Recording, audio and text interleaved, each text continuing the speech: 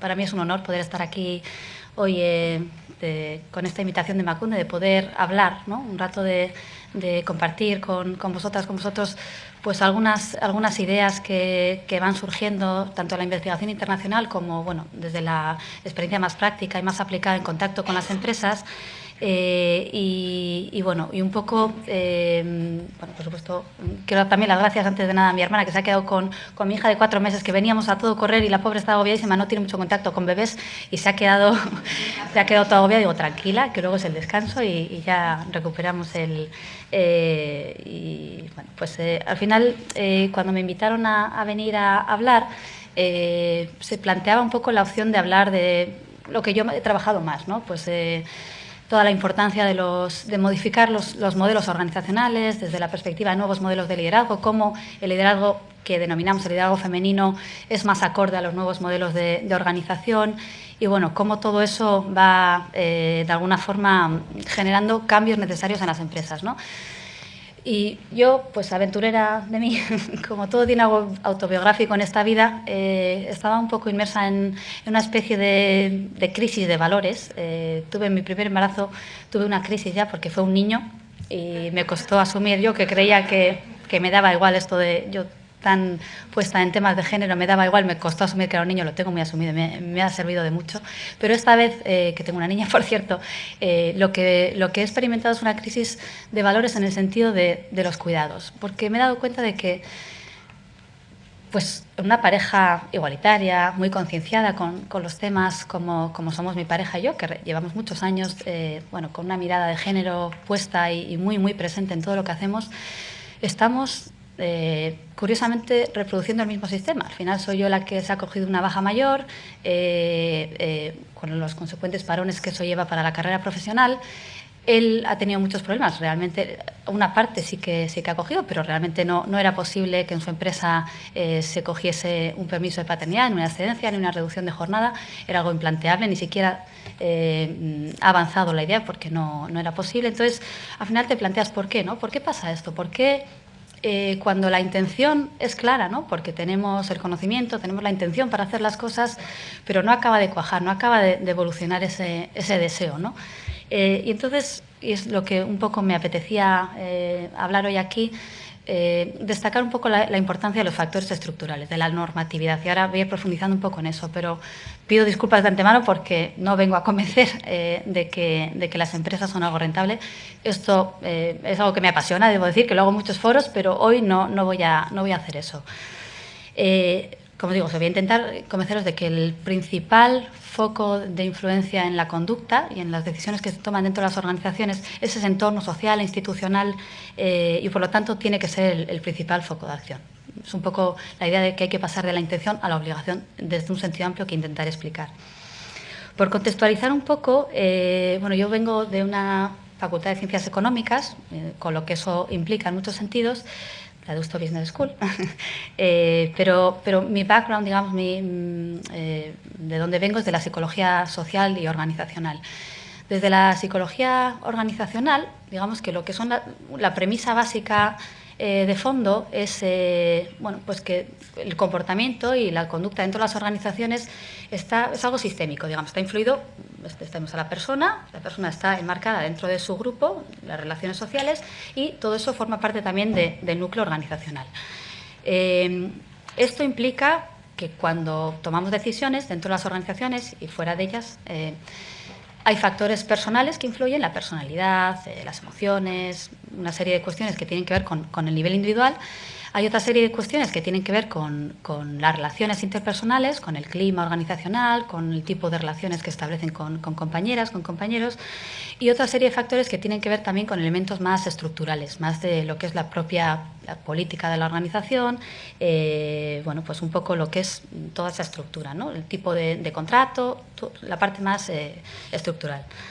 Entonces, claro, la pregunta que surge un poco en este marco es ¿por qué en la influencia, en el comportamiento individual es tan importante estas influencias y cómo influye, ¿no?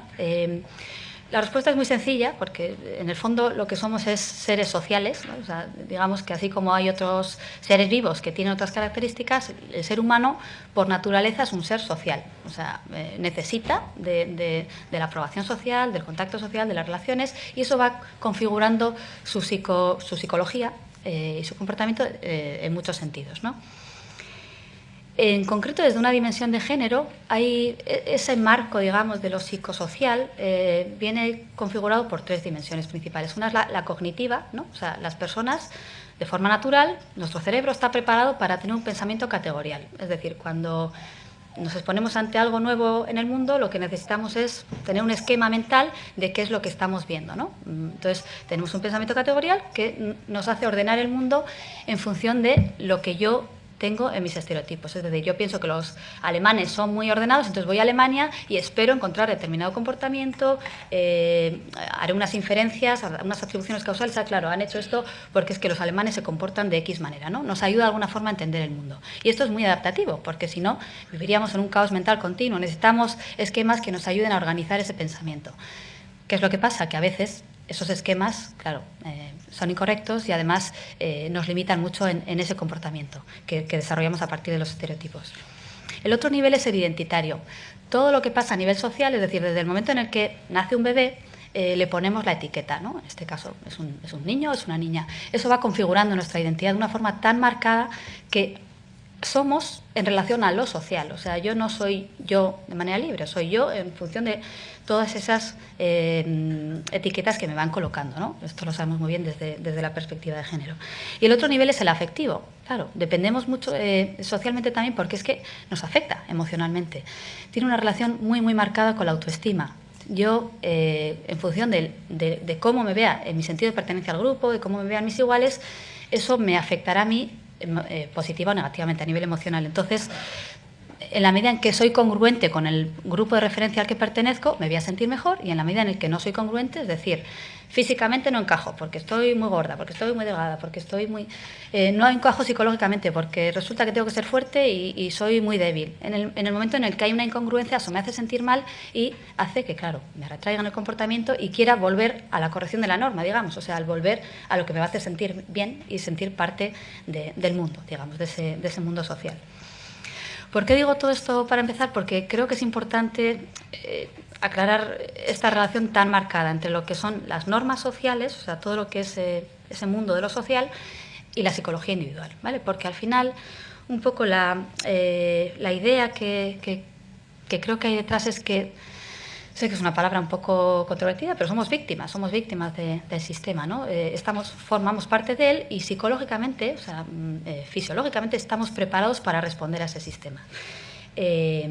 Cuando hablo de normas sociales, voy a hacer referencia, tenemos las leyes y comentaremos luego algunas cuestiones que tienen que ver con eso, con cómo las leyes también influyen en el comportamiento, pero me refiero en general a esos estándares generales de lo que se considera aceptable en un grupo social, ¿vale? Pues eso, en la organización, por ejemplo, en términos de rendimiento, pues entrar a una determinada hora, las horas de salida o de entrada, a veces pueden ser normas formales, que está establecido y que tienes que fichar, pero otras veces son también normas informales. Tú sabes a qué hora tienes que entrar o a qué hora tienes que salir, que te van a estar de alguna forma con los ojos encima, ¿no? Entonces, todas esas normas que están presentes, en este caso en las organizaciones, como hay que vestir, si hay que dar la mano, hay que dar 2 besos, son normas sociales que están ahí y que están influyendo en el comportamiento.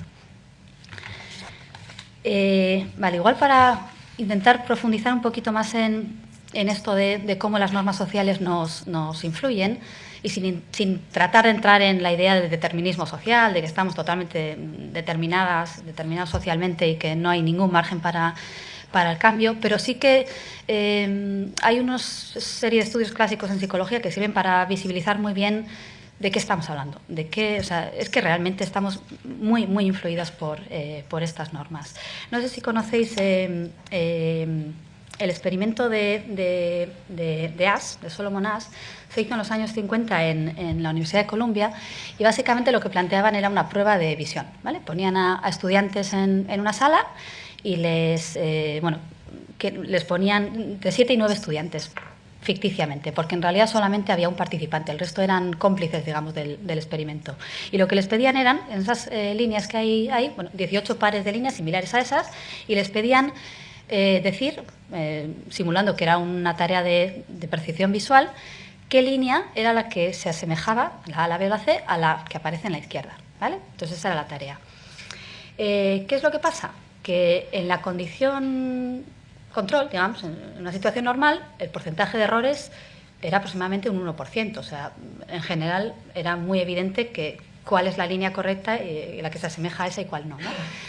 En la condición experimental, en la que metían esta presión de grupo, querían ver qué efecto tenía esta presión de grupo, en la que antes de contestar la persona que estaba allí, contestaban otras personas previamente, ¿qué es lo que pasaba? Que al principio más o menos decían lo correcto, pero después, una vez que iban viendo que la gente daba otras respuestas, cedían a la presión grupal y al final el porcentaje de errores subía hasta casi un 36,8%. Entonces, de alguna forma, lo que demostró este experimento, que es un experimento, ya os digo, es clásico, es que cuando deseas aceptación, y eso digo, es inherente al ser humano, aceptas el comportamiento y la norma grupal, incluso aunque en principio veas que no es lo correcto, ¿no? Al final te lo acabas creyendo, será que yo lo estoy viendo mal. También hay que decir que esto depende de la cultura. O sea, hay muchos estudios que han demostrado que esto tiene variaciones culturales. Hay algunas culturas más colectivistas donde la presión del grupo es mayor y otras culturas más individualistas donde es menor. Y también depende de cuáles sean los grupos de referencia, ¿vale? O sea, si quien está ejerciendo esa presión es alguien que para ti no significa nada, pues bueno, la presión no es tan fuerte, pero si es un grupo social que realmente es relevante para tu identidad, pues si eres un directivo, una directiva, pues tu equipo, digamos, o personas que están en ese nivel, la presión es mayor, ¿vale? El efecto es mayor. Otro experimento también clásico que viene a demostrar un poco lo mismo es, igual os suena, es el de Stanley Milgram. Este se llevó a cabo en los 60 aproximadamente en la Universidad de Yale y igual os suena porque es que es muy, muy conocido. Básicamente lo que hacían era, ponían a la persona que participaba en una sala y le daban instrucciones de que en otra sala era una tarea de aprendizaje. Entonces, había otra persona en la otra sala que tenía que ir recordando, dando respuestas correctas a las preguntas que se le planteaban desde la otra sala. Entonces, se le decía al sujeto que cuando no era una respuesta correcta tenía que dar una pequeña descarga eléctrica, ¿vale? Que se haría a la persona que estaba en el otro lado de la sala. Esa persona no existía, pero la persona que hacía el estudio sí pensaba que estaba allí y, de hecho, se oía a otra persona que estaba pues haciendo gritos, al principio eran muy suaves, ¡ay! Pero luego cada vez iban siendo más fuertes. Y un poco el estudio lo que viene a demostrar, se ha replicado, bueno, no exactamente así, pero porque luego tuvo sus consideraciones éticas, pues claro, fue un experimento bastante duro. Pero básicamente lo que se demostró es que la disposición de las personas para obedecer órdenes es enorme. O sea, incluso aunque sea algo que sepas que está mal, la obediencia a la autoridad y a lo que crees que es lo que te están... Simplemente era un experimentador que le estaba diciendo hay que seguir con el experimento, hay que seguir con el estudio, hay que seguir con el estudio. La persona, al final, la presión era tan fuerte que era capaz de infligir daño hasta niveles bastante serios de lo que era el botón que estaba apretando. Entonces, un poco lo que es el resumen de este descubrimiento, de este estudio, es que hay una extrema buena voluntad para aceptar esa orden de la autoridad. Y otro experimento que también, en este sentido, bueno, pues está relacionado, aunque incide un poco más en el tema de los roles, es el de Zimbardo, que quizás os suene también, en la Universidad de Stanford, de los 70. Básicamente lo que hacían era ponían a estudiantes en dos roles diferentes, roles de guardas o roles de prisioneros, y simulaban, estuvieron allí encerrados, era de forma voluntaria, participaban, aleatoriamente se elegían a los sujetos y participaban de forma voluntaria durante unos días en lo que era el estudio, simulando una prisión. Y a unos se les daba la instrucción de que tenían que ser los guardas y pues de alguna forma mantener el orden, etcétera, y a los otros las instrucciones de que tenían que ser los prisioneros y tenían que obedecer y acatar las órdenes que les dieran los guardas. Pues tuvieron que parar el experimento algunos días porque estaban siendo tan fuertes los efectos de meterse en el rol que estaba pasando ya los límites de lo éticamente aceptable, total que tuvieron que parar el experimento. Esto mismo se ha replicado posteriormente, en el 2001 la BBC hizo una réplica, digamos, ya como más moderno. De hecho, se grabó en vídeo, una especie de Gran Hermano, pero replicando el experimento, y los resultados fueron los mismos, con la variante de que, bueno, sí que lo que es el saberte observado tenía efectos sobre la conducta que se desplegaba o no, pero al final los roles se asumían igualmente. Nos puede sonar un poco extremo esto, pero no tenemos más que mirar a realidades que no tenemos tan lejanas, como por ejemplo los campos de concentración nazis, o sea, todo lo que pasó con el nazismo. Al final, cuando te metes en un rol, lo puedes llevar hasta el extremo, desgraciadamente, y a unos niveles, pues eso, que a veces no nos imaginamos, ¿no? Pero la realidad es esa. Vale. Bueno, he comentado un poco la influencia de las normas sociales sobre la conducta, sobre el comportamiento, pero también hay muchos estudios que demuestran la influencia sobre lo que es los propios prejuicios, las actitudes. Es decir, yo puedo tener una actitud frente a determinados grupos sociales, frente a las personas negras, pero esa actitud se va a ver modificada en función de la norma social. Por ejemplo, bueno, los experimentos de Sheriff en los 50 también son muy clásicos para mostrar esto, pero bueno, hay muchas cosas que se han hecho después. Por ejemplo, con personas negras, como decía, tenían dos grupos, un grupo control y un grupo experimental, en el que simplemente aparecía una persona cómplice del experimento, que decía, bueno, pues tenía un discurso de no tener prejuicios, ¿no? De no justificar lo que es los actos racistas, y simplemente esa persona expresando esos pensamientos tenía un efecto marcadísimo sobre la expresión de prejuicio posterior de las personas que estaban participando. Esto mismo se ha visto con muchos grupos sociales, con personas gays, por ejemplo.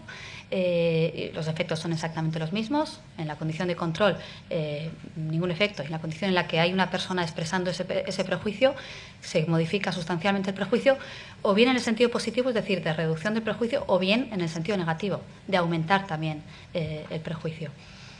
Y algunos otros estudios también sobre el consenso aparente, o sea, no solamente lo que me dice una persona en un momento determinado, sino la información que yo tengo de lo que piensa la gente en general. Si yo pienso que la gente en general piensa que, bueno, que no hay que, o que las personas negras no son tan, pues eso, poco inteligentes o tan atléticas o tan lo que fuera, eso entonces hace que yo corrija mi respuesta estereotípica. En definitiva, muchos estudios sobre esto, lo que se demuestra es que la aprobación social, lo que piensan los demás, tiene una relación directa con esa expresión de los prejuicios. En el ámbito laboral tampoco hay hechas demasiadas cosas, pero hay estudios, y al final lo que vemos es exactamente lo mismo. Esas normas sociales tienen una influencia muy marcada sobre el comportamiento. En concreto, nosotras hicimos un estudio aquí con empresas, bueno, en el País Vasco, en el que modificamos lo que eran las normas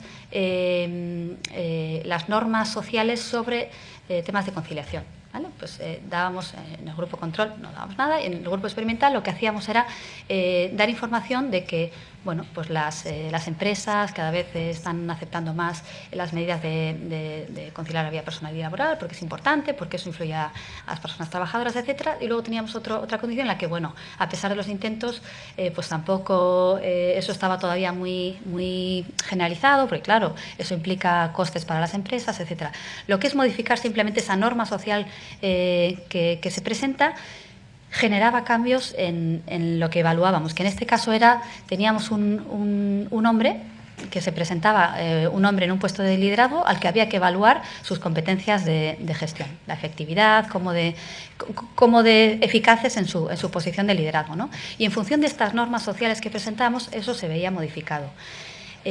Cuando la norma era de apoyo a eso, el prejuicio era mucho menor sobre este hombre que había cogido es que no sé si lo he dicho, era un hombre en un puesto de liderazgo que había decidido coger algo más de permiso de paternidad de lo habitual. ¿Vale? Entonces, el prejuicio respecto a este hombre en sus funciones de liderazgo, pues no va a ser competente, o igual es que realmente no está respondiendo bien, era mucho menor cuando la norma social era de apoyo. También encontramos un efecto de moderación de las aspiraciones de liderazgo. Para las personas que quieren llegar a ese puesto de liderazgo, el efecto de la norma es todavía mayor. ¿Vale? Y luego lo replicamos en lugar de manipular lo que es la norma con la cultura real de la empresa, y los resultados fueron básicamente los mismos. Cuando la cultura es de apoyo, los prejuicios sobre esas personas que hacen un uso de las medidas de conciliación son menores, y de nuevo encontramos un efecto del nivel jerárquico. Cuanto más cerca estás de ese nivel al que estás cuestionando, mayor es el efecto de la norma social. Y luego, bueno, otro estudio parecido que planteé, que bueno, este ya tiene algún año más, hicimos básicamente modificando otra dimensión de lo que es esa norma social, ¿no? que es lo que tiene que ver con los modelos de liderazgo. Porque al final son una dimensión específica de esa estructura organizacional, de lo que ocurre y de lo que es normativo dentro de las organizaciones, ¿no? Teníamos diferentes modelos de un hombre directivo, ¿no? Es que, ya, perdonad que sean todo rato hombres, es que yo he trabajado mucho con modelos de masculinidad y el efecto que tienen las organizaciones, entonces, bueno, pues en este caso era un estudio con el efecto de los hombres líderes y como un modelo de dirección de hombre menos estereotípicamente masculino, más orientado a normas socioemocionales, de apoyo, etcétera, versus otro modelo más estereotípicamente masculino y versus una condición control. Y de nuevo lo que observamos era que esta influencia normativa social tiene un efecto claro sobre la conducta. En este caso lo que hacíamos era grupos reales de empresas, participaron 30 y pico empresas de todo el País Vasco, y lo que hacíamos era les poníamos en grupos. No sé si os suena el dilema del prisionero. Es una dinámica clásica en economía, bueno, en juegos de suma no cero, y lo que se planteaba era, bueno, pues ver en qué medida quería cooperar la gente con el resto en cada una de estas condiciones. Y lo que se observaba es que cuando la norma, digamos, de referencia era de apoyo, los grupos colaboraban mucho más que cuando la norma era de no apoyo o era una condición de control, que generalmente las organizaciones, pues en términos generales, no es que tengan muy desarrollado todavía esa cultura tan de apoyo, ¿no? Entonces era muy parecida a la condición de control a la condición de no apoyo, que era lo que aparecía ahí. Vale, un poco a modo de conclusión de esta parte, la idea es que la influencia normativa es muy fuerte. Estamos, como decía antes, somos seres sociales y lo que pasa a nivel normativo, a nivel social, nos influye tremendamente. Tiene una influencia muy marcada sobre el comportamiento, y esa influencia es tanto de carácter prescriptivo, es decir, de lo que se debe hacer, ¿vale? ¿Qué es lo que debemos hacer? Debemos hacer lo que nos lleve a ajustarnos a esa norma social, porque si no, como hemos dicho antes, vamos a sufrir, vamos a ver influida negativamente nuestra identidad y vamos a tener el pensamiento categorial de que eso es algo que está fuera de la norma, y también tiene un carácter proscriptivo de lo que no se debe hacer, ¿vale? O sea, no solo lo que se debe, sino lo que no se debe. No debo hacer cosas que están fuera de lo socialmente aceptable. Entonces, un poco desde este marco, lo que podríamos pensar es que quizás sea más efectivo cambiar las normas grupales y sociales que la conducta individual, porque por mucho que tratemos de cambiar la intención, y en esto ya sé que estoy siendo provocativa, pero luego lo podemos discutir si queréis en la ronda de preguntas, pero la intención es importante, pero al final, repito, somos víctimas, entre comillas, del sistema y estamos muy influidos por lo que pasa ahí fuera. Entonces, creo que una reflexión que sale de esto es que el foco tiene que estar en todo ese marco normativo y marco social para poder generar cambios reales dentro de las organizaciones. Vale, otro tema que está muy relacionado con esto es, hemos hablado hasta ahora un poco más de esas normas sociales más informales, ¿no? Más que están ahí de forma implícita en las organizaciones y fuera de ellas, pero luego hay una serie de normas que también tienen que ver con lo formal, con la legislación, con lo que es las leyes, ¿no? Y en esto, bueno, la sociología, yo soy psicóloga de formación, la sociología pica más lejos, pero nos ha enseñado mucho lo que es la disciplina de la sociología, perdón, porque bueno, María Pazos, que es una feminista, matemática, investigadora muy reconocida y a la que yo admiro también, ella plantea precisamente este debate, ¿no? Que es muy difícil cambiar la conducta individual sin cambiar lo estructural. Ella habla de todos los sesgos que hay en las leyes y en las políticas públicas, en los sistemas de retribución, de impuestos, la seguridad social, y cómo todo eso al final es lo que de alguna forma determina de forma más clara la conducta individual, ¿no? O sea, que sin cambiar eso no es posible cambiar otras cosas, no es posible la igualdad. En esto no hay demasiados estudios sobre lo que es el efecto de las leyes sobre el comportamiento individual, pero sí que hay, por ejemplo, a nivel de comparación intercultural, hay evidencias bastante claras, ¿no? Por ejemplo, cuando miramos los impactos de otros sistemas y las políticas legislativas en otros países, por ejemplo, tenemos indicios y tenemos muestras de que efectivamente influyen en el comportamiento.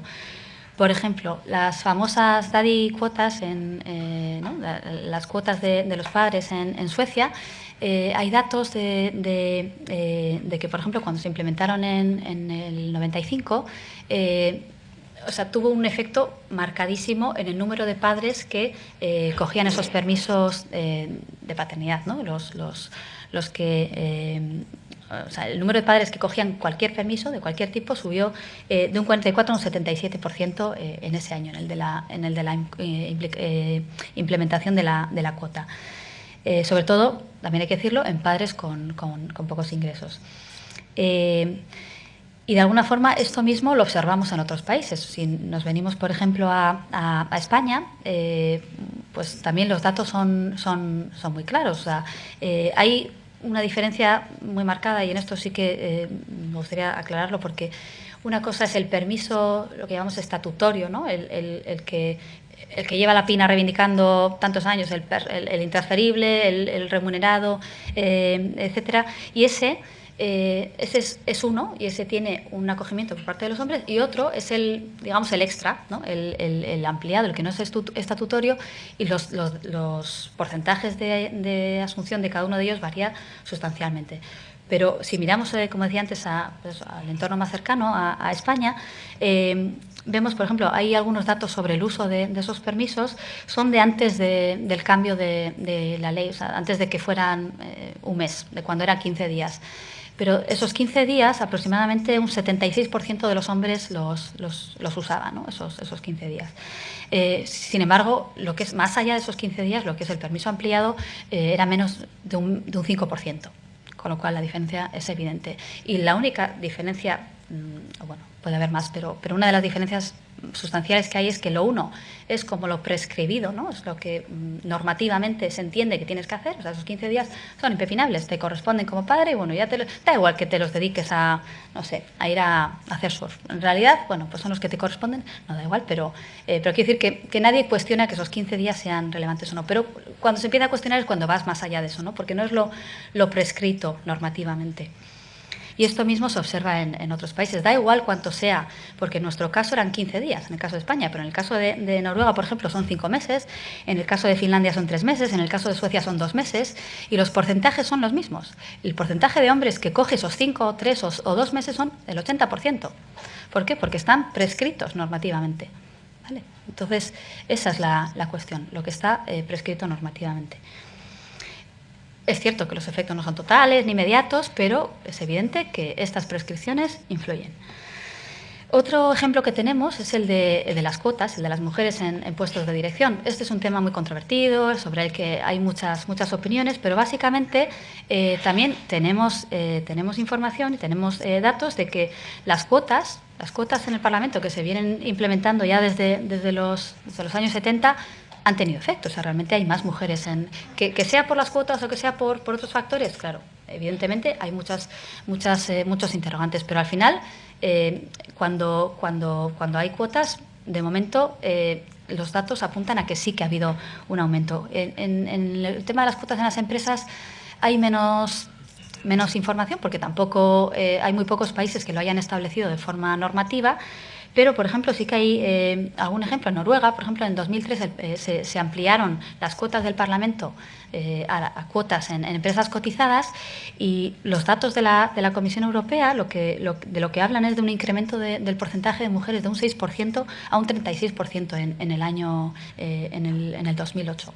¿Vale? O sea, en ese periodo, desde cuando se implementó, se llevaron las empresas cotizadas, es un porcentaje más que significativo, del 6% al 36%. Entonces, bueno, tenemos indicios de que esto tiene efectos, ¿no? No voy a ser yo quien niegue los riesgos de las cuotas, porque hay estudios muy importantes, también desde la psicología, Madeleine Heilman, mostrando cómo el hecho de que seamos conscientes de las cuotas hace que tengamos una visión más negativa de esas mujeres que acceden. Creemos que acceden no por méritos propios, sino por... Hay otra serie de cuestiones que también son importantes en todo este proceso, ¿no? Pero eso no quita para que realmente tengamos también indicios de que influyen positivamente. Y luego también un ejemplo que a mí me suele gustar mucho poner, porque es que me parece tan claro, el ejemplo de la ley antitabaco.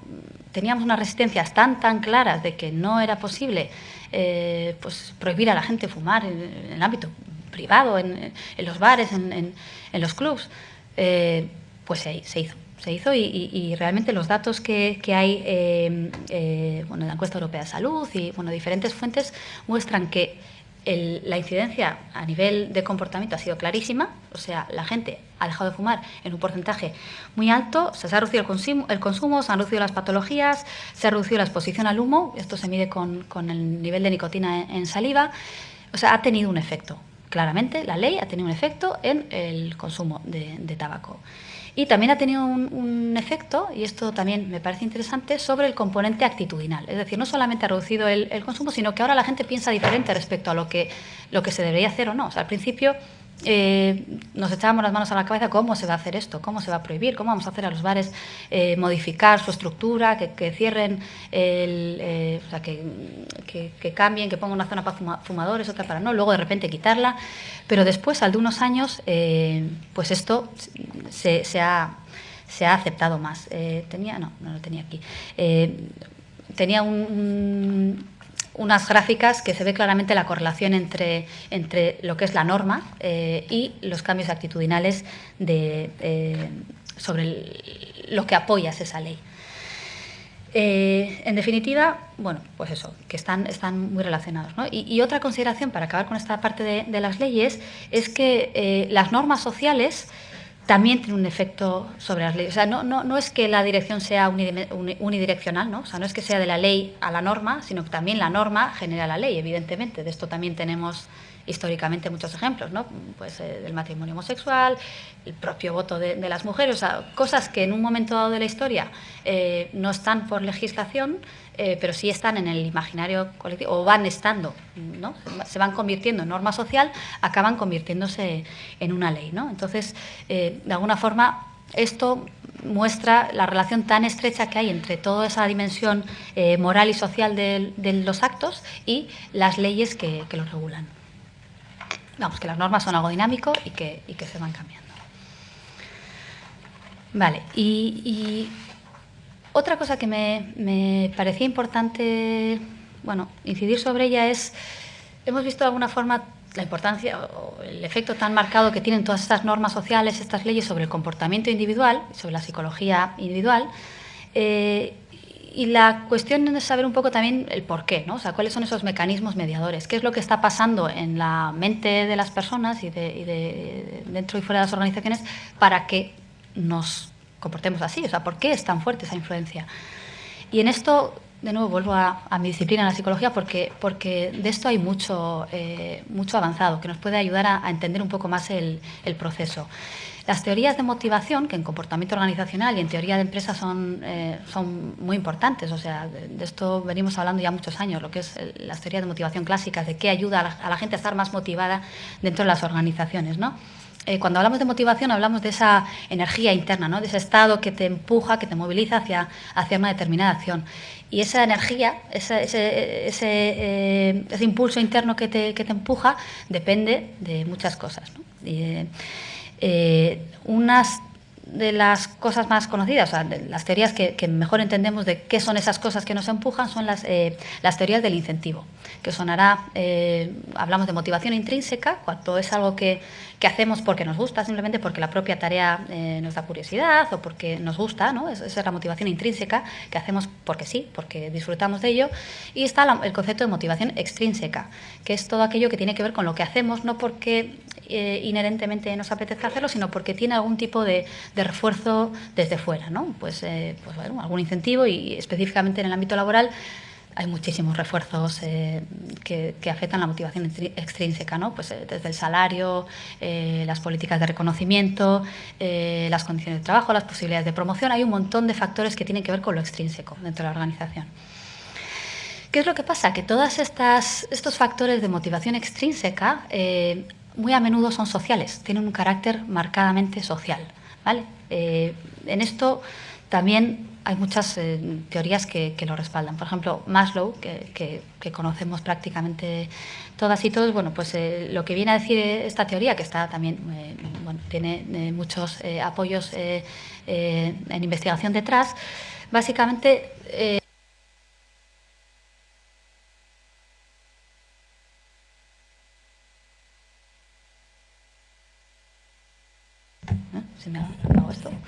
cosas muy básicas que necesitamos para sobrevivir, ¿no? Para sobrevivir en cualquier contexto. Entonces, una vez que tenemos eso cubierto, pasamos a las siguientes, que son las de seguridad, ¿no? Pues que me sienta seguro, que no vaya a haber un terremoto y se me caiga esto encima. O sea, una serie de cuestiones que tienen que ver con la seguridad psicológica, ¿no? Y física también, pues que no haga frío, todo el tema de por donde empezó también el comportamiento organizacional, de ergonomía, de la luz, de la temperatura, etcétera. Pero es que el siguiente nivel, después de esto, de lo más básico, de lo del comer, respirar y no tener frío, es lo social. La siguiente dimensión es la social, es la necesidad de pertenencia, es el estar en una empresa en la que sienta que pertenezco a un grupo, que no me sienta excluida, que sienta que, bueno, que de alguna forma se me reconoce, se me valora, ¿no? O sea, es tan esencial esta necesidad que va antes de otras que vienen después, que son las intrínsecas, de que me guste mi trabajo, de que tenga autoestima. Esto viene antes de todo eso. Entonces es tan básico que realmente la influencia que tiene en el comportamiento y en la motivación, en el por qué yo quiero hacer una cosa, es muy marcada. Otra teoría, otra perspectiva que nos puede ayudar a entender el por qué es tan importante esto en lo que nos motiva es la teoría de la autoeficacia de Bandura, que igual también os suena. Lo que viene a decir básicamente es que yo voy a rendir más, o sea, en una organización, cuando más voy a rendir es cuando creo que soy capaz de hacerlo. O sea, sin esa creencia de que yo soy capaz de hacer algo, no voy a poder hacer nada, porque al final la frustración es tan grande que no moviliza la acción, ¿no? Entonces, una condición necesaria para que yo rinda, para que responda ante un estímulo, es creer que soy capaz, ¿vale? ¿Qué es lo que pasa? Que ese creer que soy capaz no es tan sencillo. Ese creer que soy capaz depende de muchas cosas, y muchas de esas cosas, de nuevo, tienen una influencia marcadamente social. Una cuestión que es muy relevante concretamente aquí es lo del modelaje vicario, que es básicamente que yo creo que soy capaz cuando he visto a un referente, que yo considero que es referente similar a mí, haciendo algo que veo que es capaz, ¿vale? Si yo he visto que es posible estudiar para un examen en una semana, pues creo que es posible hacerlo. Pero si pienso que es que nadie en el mundo lo ha hecho y que es algo imposible, pues tiro la toalla y digo, bueno, ni me voy a molestar porque, claro, no tiene sentido, no voy a perder el tiempo, ¿no? Entonces, el tener esta referencia de otras personas que lo han hecho, y sobre todo otras personas que siento que son similares a mí, o sea, alguien con quien comparto algo, o sea, si estas personas lo han hecho, quizás yo también pueda hacerlo. Esto es algo que también moviliza a la acción, ¿bien? Y genera esa motivación. Y también, igual os suena la teoría de McLellan de las tres necesidades. Las personas, en general, tenemos tres grandes necesidades, ¿no? Que son la necesidad de sentir poder. Todas tenemos la necesidad de poder, unos en mayor o menor medida, pero necesitamos saber que las cosas que hacemos tienen determinada influencia sobre los otros, sirven para algo, ¿no? Influimos de alguna forma en el mundo. La necesidad de logro, que es esa necesidad psicológica de mejorar, de hacer las cosas mejor, de conseguir más cosas. Y la necesidad de afiliación, que es básicamente esa necesidad de estar en contacto con los demás, de tener relaciones interpersonales positivas, etcétera. ¿Esto por qué es tan importante? Porque, de nuevo, afecta a nuestra autoestima y afecta hacia donde dirigimos la acción. Vamos a hacer aquellas cosas que nos hagan sentir que formamos parte de un grupo, que podemos también tener cierta influencia, etcétera. Entonces, de nuevo, el carácter social. O sea, voy a hacer aquello que me hace sentir que formo parte de ello.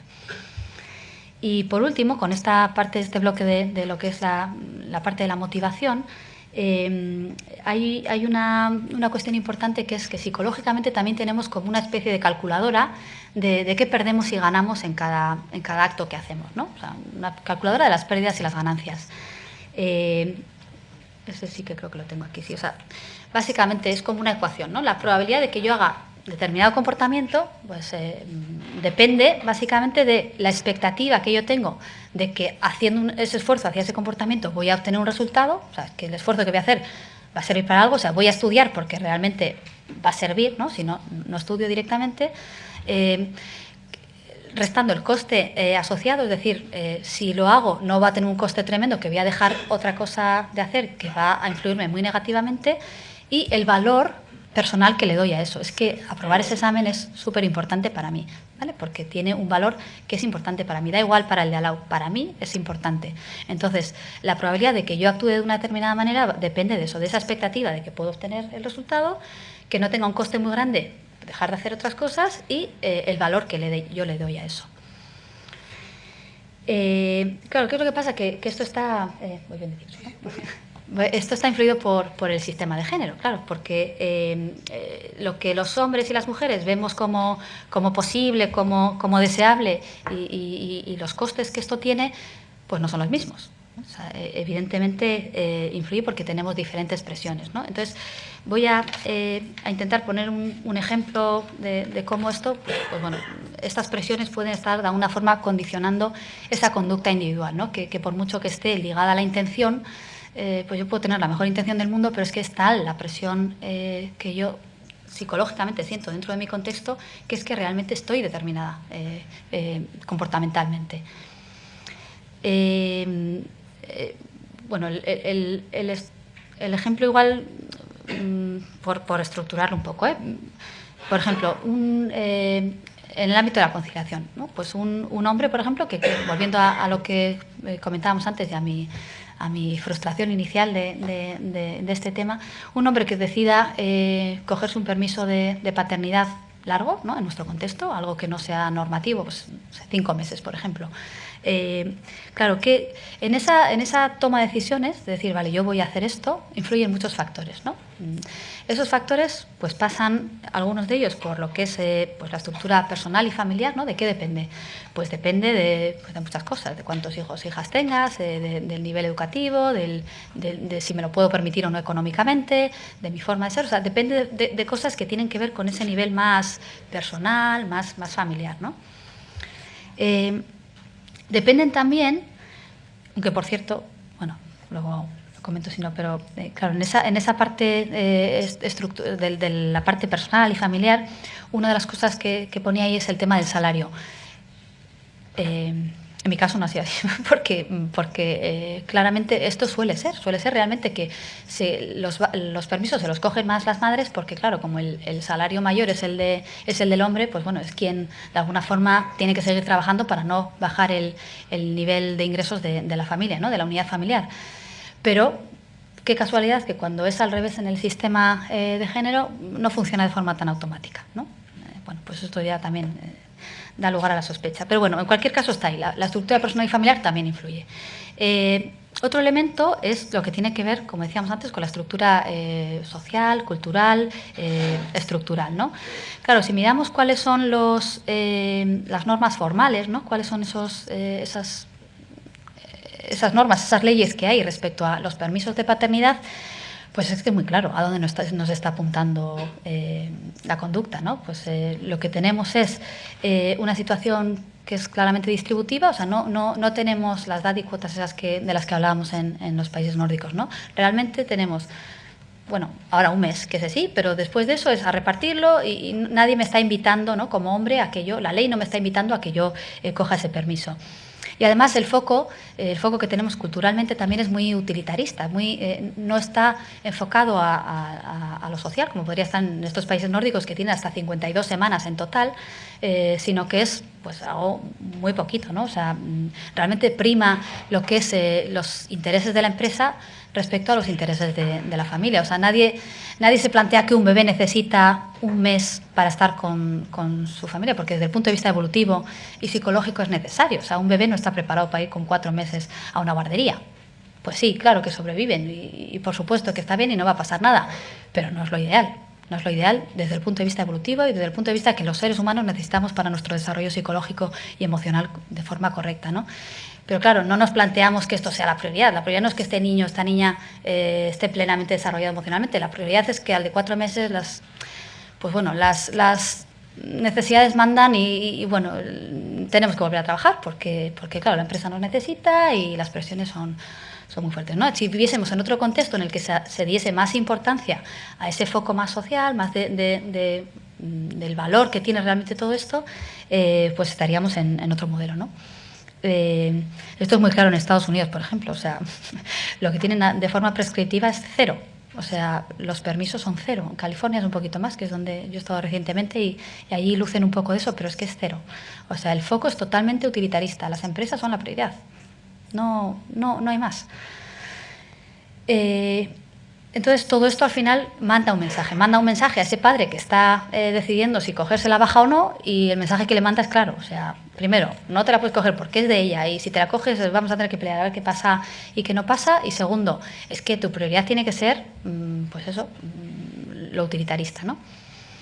Y luego, más en concreto, en lo que ya tiene que ver dentro de la estructura de la propia organización, pues ahí la referencia es lo que va a pensar este hombre, es, bueno, ¿qué es lo normal, no? ¿Qué es lo que hace el resto? Y lo que hace el resto es, pues probablemente eso, que nadie se coge 5 meses de permiso. Si lo haces, pues ese es el raro, eres el que pues, nadie ha hecho eso, ¿no? Y esa dimensión social, relacional de la que hablábamos antes, es muy dura. O sea, claro, porque esto tiene un efecto claro sobre la propia identidad, es una amenaza clara a mi identidad, al aislamiento social. O sea, es que voy a ser el raro, es que me van a mirar, porque esto no lo hace nadie. Entonces van a cuestionar, además, esa dimensión de compromiso, ¿no? Porque vivimos también en una cultura en la que la cultura del compromiso es muy importante, y en concreto en nuestro país. O sea, parece que cuantas más horas pasas en el trabajo, más productiva eres. Sabemos que esto evidentemente no es así, pero la cultura está ahí, ¿no? Entonces afecta de alguna forma esa dimensión del compromiso también, ¿no? Pensar que, claro, van a pensar que estoy menos comprometido. Entonces, un poco con todo este marco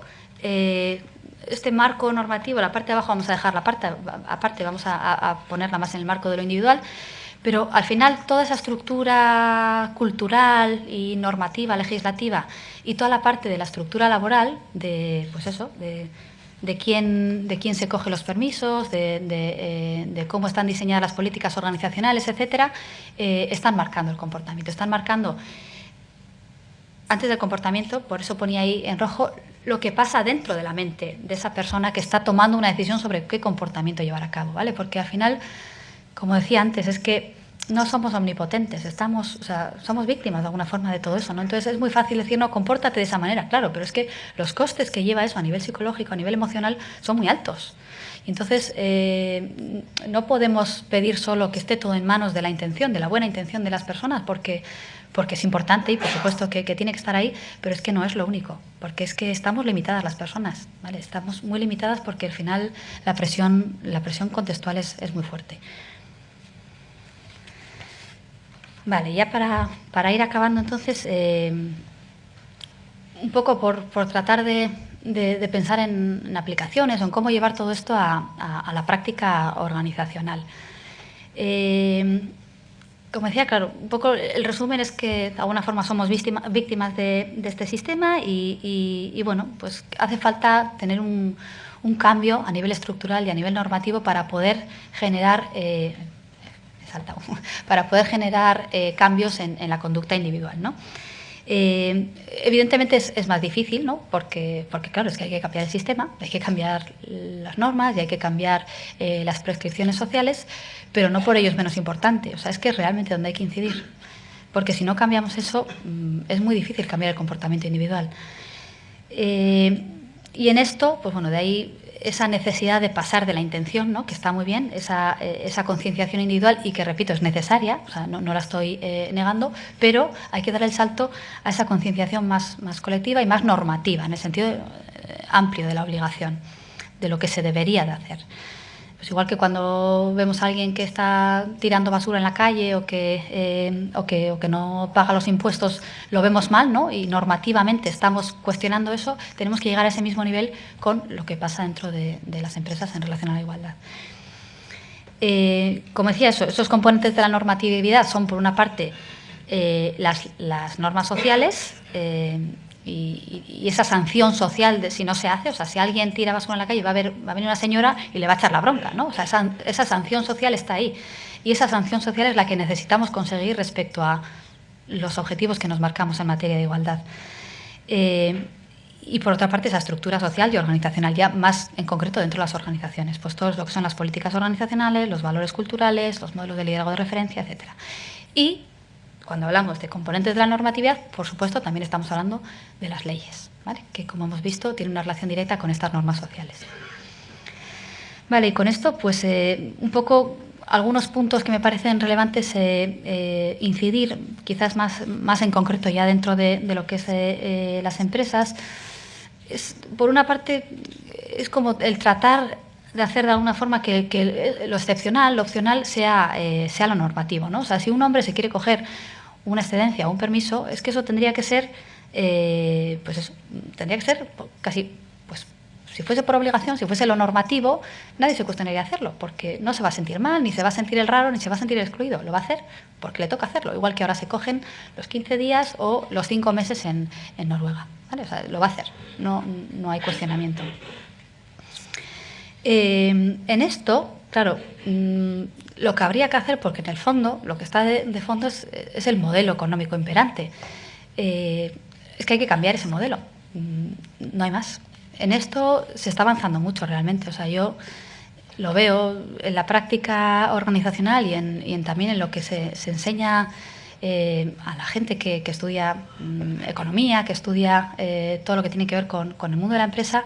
Realmente hay un cambio en lo que intentamos trasladar que es una empresa, en lo que intentamos trasladar que se quiere conseguir con una empresa, el valor social cada vez es más importante, y en las escuelas de negocios, al menos en la nuestra, por lo menos intentamos cada vez transmitir más esta idea de que una empresa no solo es maximizar el beneficio de los accionistas, que es más que eso, o sea, es dar algo más, ¿no? Y esto es lo que hay que hacer, hay que cambiar el modelo ese de fondo.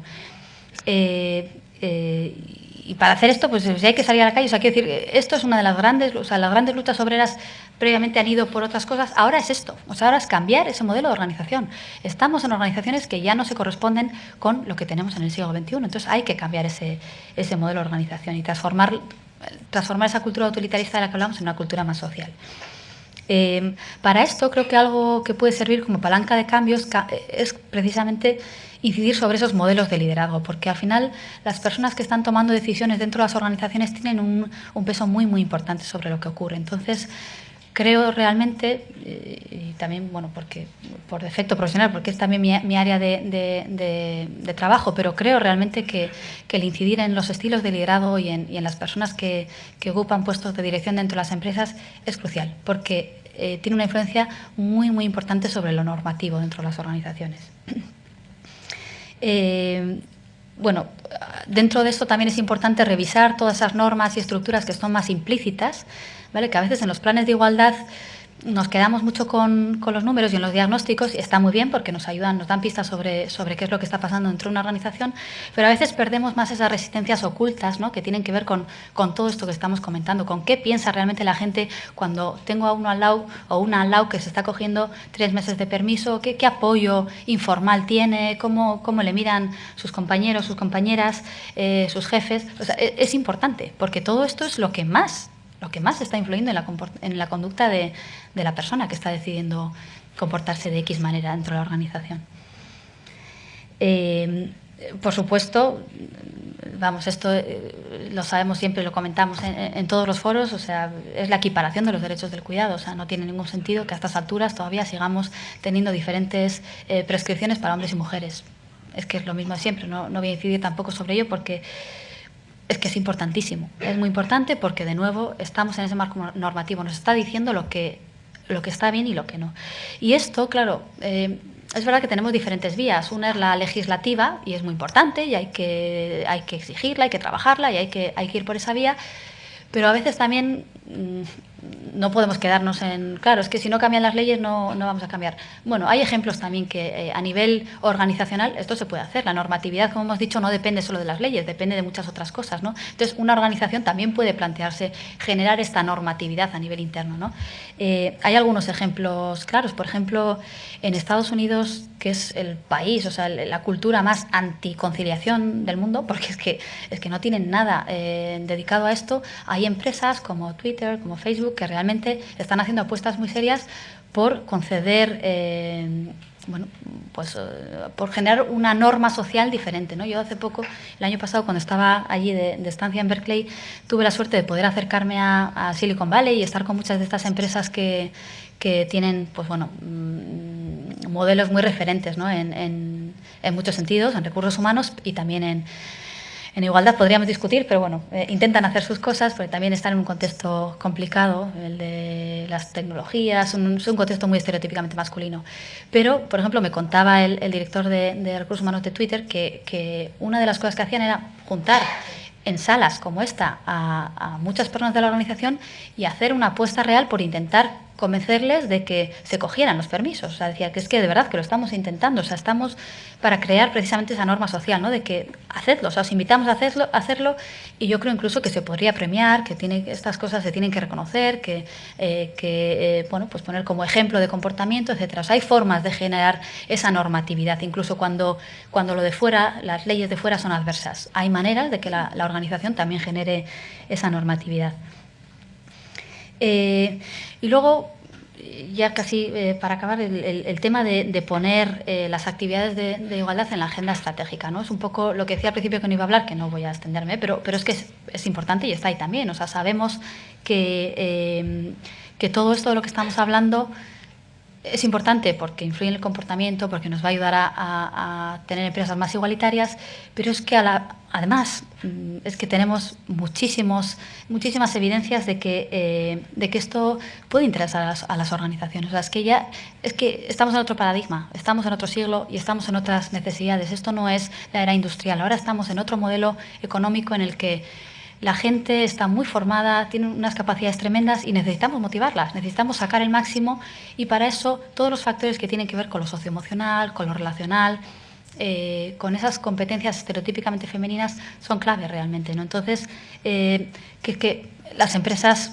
que no es que estén viéndose impuestas por la ley de temas de contaminación y que pueden hacer números sobre cómo les va a afectar negativamente, ¿no? Es que además les puede afectar positivamente. O sea, es que es cuestión efectivamente de ponerse a hacer números, porque es que no es una norma que vaya en contra del propio beneficio organizacional, sino que es que además vamos de la mano, ¿no? Y hay, bueno, pues eso, muchas evidencias de que esto va unido al rendimiento, va unido a la reputación e imagen de la organización, a la atracción de talento. La gente quiere realmente trabajar en empresas que se preocupan por sus trabajadores, trabajadoras. O sea, que no estamos perdiendo, ¿no? En Google, por ejemplo, yo también, que estoy muy cotilla, allí estaba por Silicon Valley y estaba con los ojos abiertos todo el día preguntando a la gente. Y la gente de Google, por ejemplo, me decían que preferían trabajar ahí que en otras empresas porque tenían un montón de beneficios. Podían, pues eso, tenían flexibilidad, tenían unos permisos más grandes que ninguna otra empresa. La gente quiere.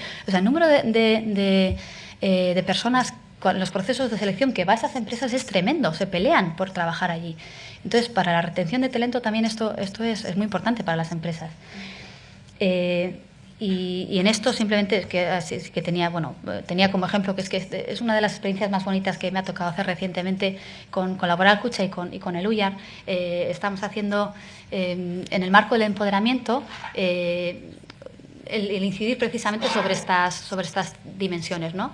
Y es una experiencia muy bonita porque, de alguna forma, lo que están haciendo es considerar que que las acciones que se hacen dentro de la organización van por esa parte del cambio personal, la pata del cambio personal es muy importante, pero luego hay la otra pata que tiene que ver con lo relacional, con cómo se establecen esas normas informales de relaciones, de cómo hacemos esto visible y transformar las estructuras, ¿vale? Que es la concepción más feminista realmente, en teoría feminista, es esto, pero es que esto se aplica también a la organización y hay formas de hacerlo. Y con esto, pues bueno, pues un poco acabar. Decía Amelia Valcárcel que o cambiaba el mundo o era inevitable. Esto lo comentó una vez y yo, pues bueno, pues quería simplemente concluir con lo mismo, ¿no? Que o cambiamos el marco normativo en el que operan nuestras empresas, o es que realmente, pues eso, van a ser inevitables, van a ser inefectivas, ¿no? Y de alguna forma, pues yo por eso también quería dar las gracias a las empresas que estáis aquí haciendo el esfuerzo, porque es un esfuerzo, claro, porque realmente tenemos muchas cosas de las que preocuparnos y esto es un esfuerzo consciente, hay que dedicarle tiempo y pues esa apuesta por la energía, de verdad es eso, dar las gracias y bueno, y desear mucho ánimo para seguir luchando por la causa.